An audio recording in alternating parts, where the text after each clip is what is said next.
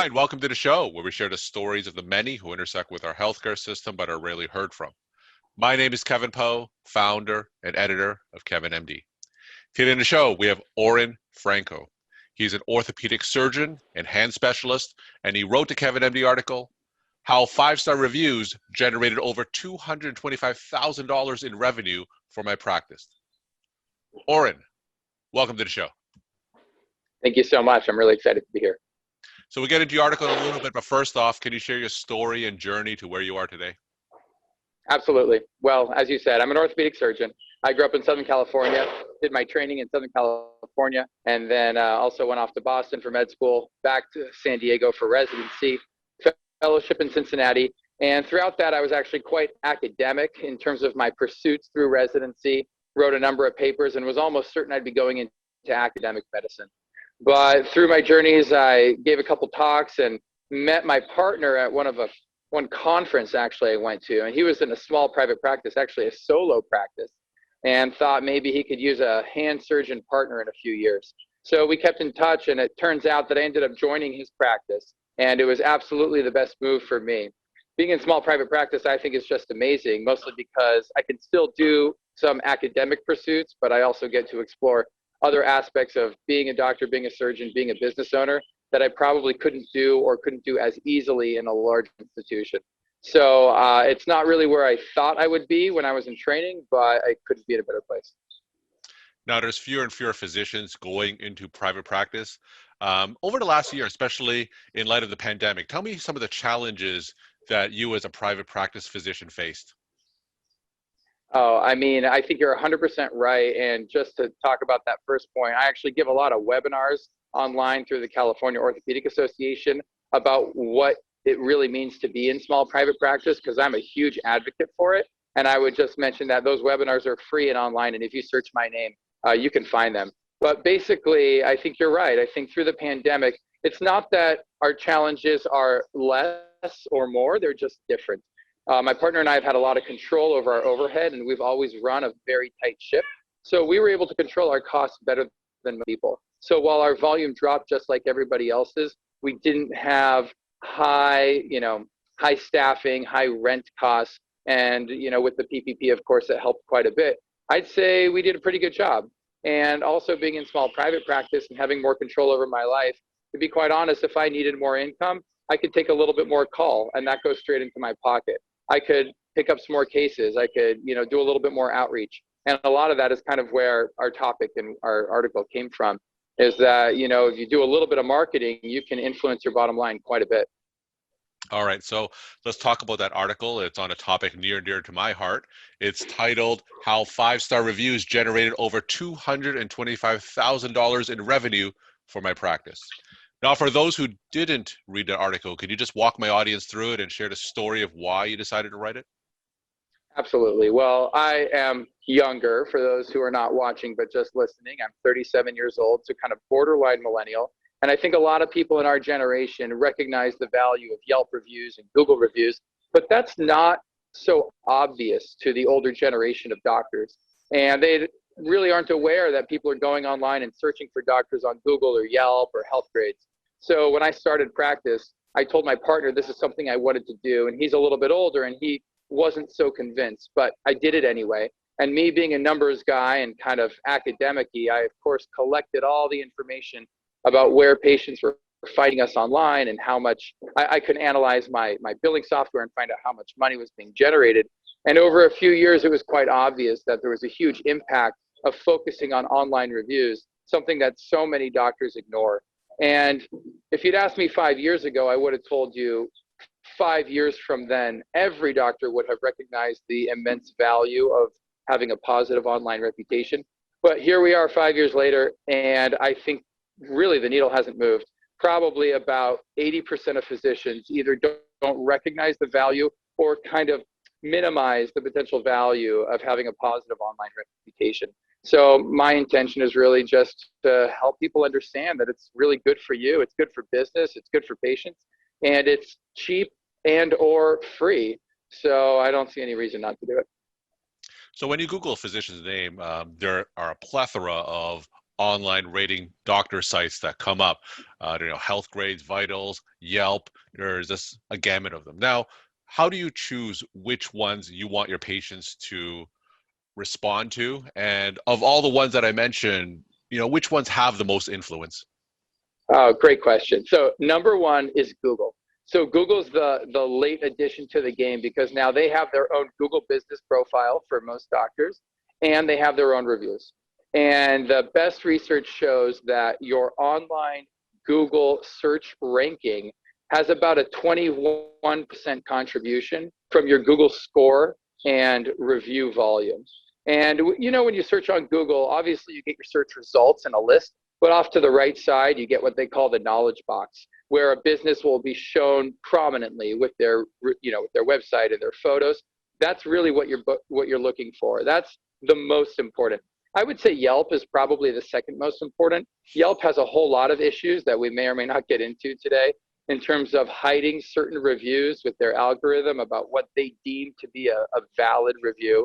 So Yelp really frustrates a lot of people. Healthgrades and Vitals, I think, are reasonable. Healthgrades probably better than Vitals these days. And then there are all these other review sites, md.com, share.com, I think US News. A lot of them tend to just replicate the reviews that are already on Healthgrades, Vitals. They probably sell the reviews. I'm not really sure what they do, but they're not original. But I would say Google, then Yelp, then Healthgrades. Now, tell me some of your secrets. What are some tips that you could share with other physicians on how to get more 5-star reviews? Absolutely. It's actually not that complicated. So tip number one is if you don't ask patients, they won't leave reviews, hands down. Tip number two is you've got to ask them the right way. It turns out that if the doctor looks a patient in the eye, hands them a reminder card and says, would you please leave me a review? Patients won't do it.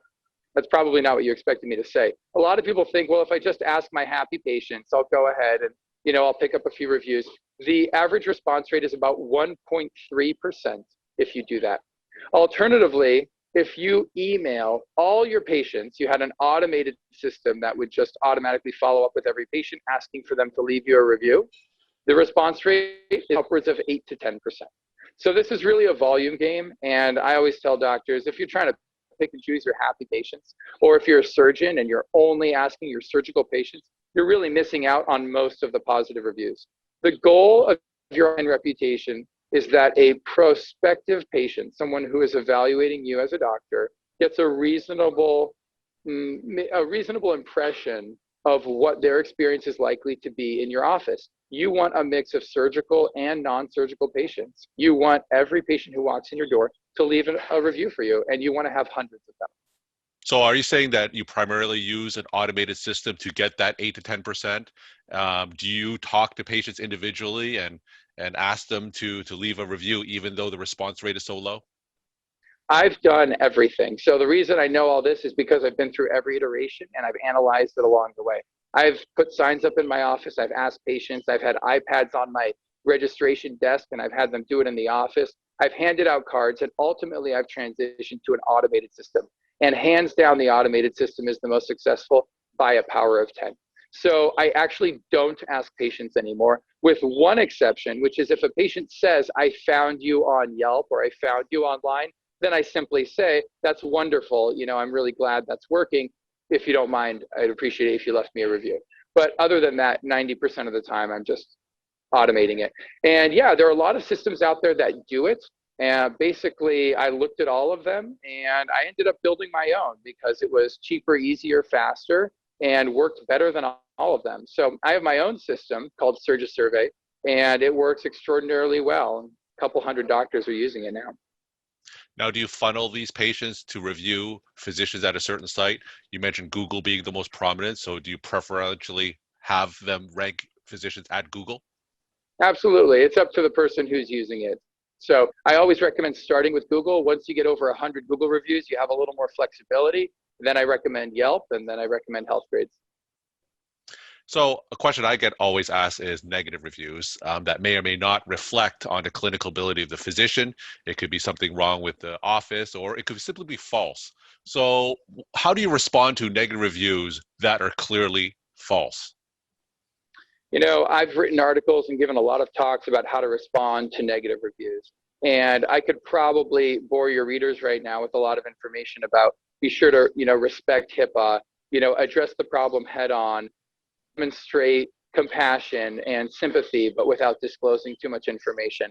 But I'll tell you, the best way to respond to negative reviews is by having a lot of positive reviews. A lot of people would say, the best defense is offense, or what we say in surgery, the solution to pollution is dilution. Basically, if I have 200 5-star reviews, I just don't have to worry about that negative review because everybody has negative reviews.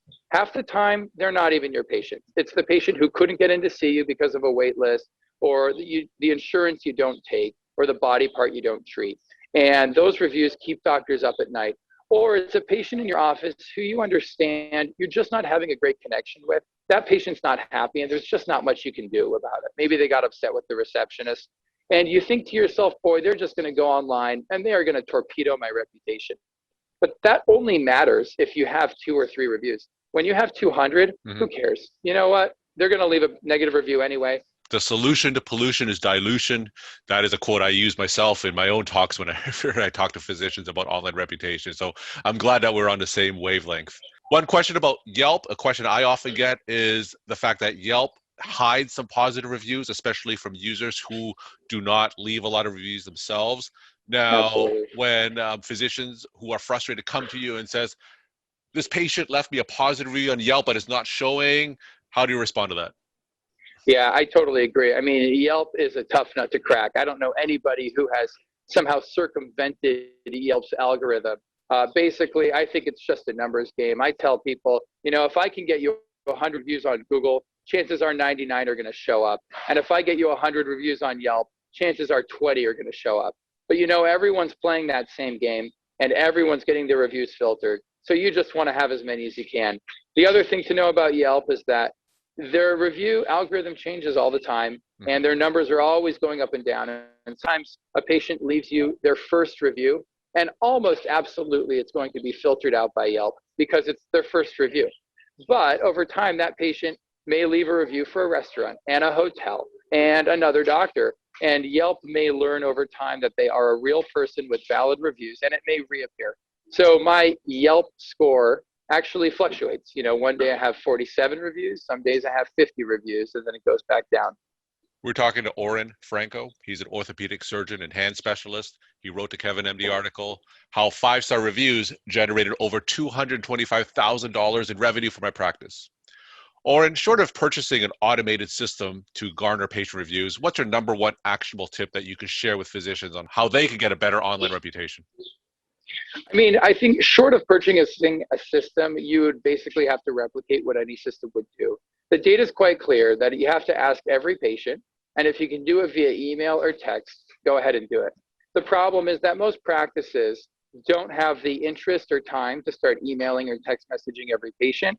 And there are obviously HIPAA compliance issues, to be quite honest, in terms of emailing your patients directly. So I think it's really hard to do it effectively without using a system. But I got to admit to you that I think the systems are very inexpensive. I mean, we're talking about under $1,000 a year to get up to 100 or more 5-star reviews. I actually did an analysis for my practice. Granted, I'm an orthopedic hand surgeon, so it's different depending on specialty. But the value of one review in dollars for the surgeon is over $1,000. So imagine if you're getting reviews and you're generating new patients, one review is worth $1,000. You make your money back in your first review. And if you get 100 reviews, that's 100-to-1 return on investment. And my final question, what's your take-home message that you want to leave with the Kevin MD audience?